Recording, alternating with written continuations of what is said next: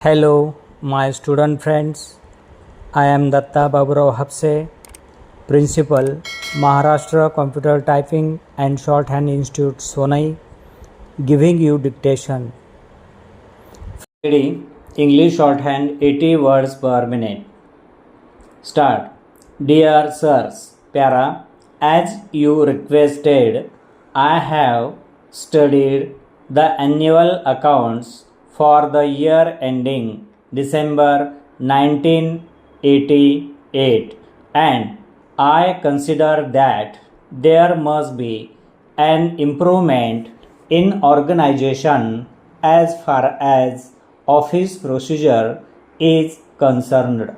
Para, it would appear that very little progress has been made in organization.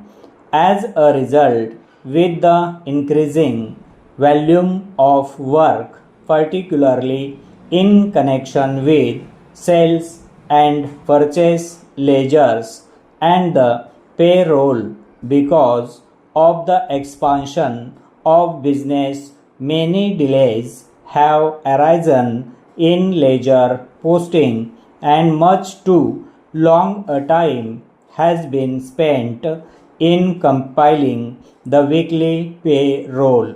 Para, I would therefore suggest that a more modern system of posting should be adopted, which would speed up the work without loss of accuracy and provide a precise set of accounts. Para, the volume of work involved at the present time and in the foreseeable future is not sufficient to justify a fully mechanized system of accounting and payroll procedure, quite apart from the fact that a large capital outlay would be involved, which the company could use more profitably